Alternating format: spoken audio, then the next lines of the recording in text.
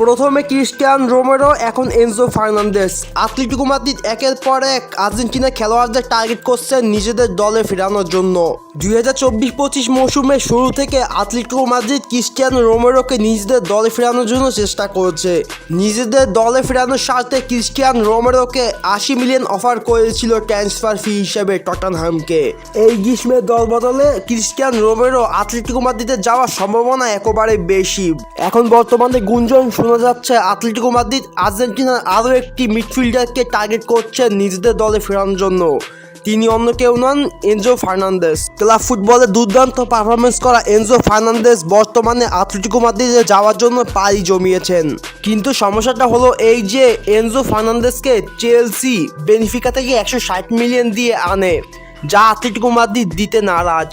Benfica থেকে 160 million দিয়ে নিজেদের দলে ফেরায় চেলসি। কিন্তু সমস্যাটা হলো আতলেতিকো মাদ্রিদ কখনোই কোনো খেলোয়াড়দের এত বেশি মিলিয়ন ইউরো দিয়ে আনেনি নিজেদের দলে। বর্তমানে এনজো ফার্নান্দেজের মার্কেট ভ্যালু 80 মিলিয়ন। যদি রেজিস্ট্রেশন ফি ধরতে যান তাহলে 160 মিলিয়নের উপর দেওয়া লাগবে এনজো ফার্নান্দেজকে নিজেদের দলে ফেরানোর জন্য। আর্জেন্টিনা দলের সবচেয়ে এক্সপেন্সিভ প্লেয়ার এনজো ফার্নান্দেজ, যার ফলে তার মার্কেট ভ্যালু একটু বেশি। যদি আতলেতিকো তাকে লোনেও নিতে চায় তাহলে 60 মিলিয়ন গুনতে হবে নিজেদের পকেট থেকে।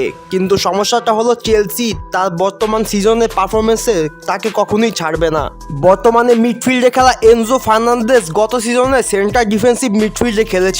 প্রথম থেকে সিডিএমে খেলা এনজো ফার্নান্দেজ বর্তমানে চেলসির হয়ে সেন্টার অ্যাটাকিং মিডফিল্ডে খেলছে।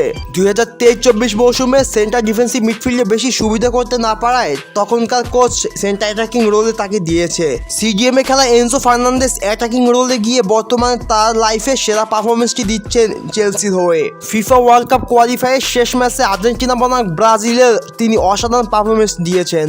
শ্বাসরুদ্ধকর সেই ম্যাচে তিনি ব্রাজিলের বিপক্ষে একাই একটি গোল একটি অ্যাসিস্ট করে ম্যান অফ দ্য ম্যাচ হয়েছেন সেই ম্যাচে। তার অসাধারণ পারফরমেন্সের মধ্য দিয়ে আতলেতিকো মাদ্রিদ তাদের নিজেদের দলে ফেরানোর জন্য মরিয়া এনজো ফার্নান্দেজকে। এখন পুরোটাই নির্ভর করছে চেলসি এবং এনজো ফার্নান্দেজের উপর, কেননা চেলসির এখনও রেজিস্ট্রেশন মেয়াদ উত্তীর্ণ হয়নি। যদি উত্তীর্ণ হয় তাহলে এনজো ফার্নান্দেজ যেতে পারবেন আতলেতিকো মাদ্রিদে। দেখা যাক সামার ট্রান্সফার উইন্ডোতে কি হয়।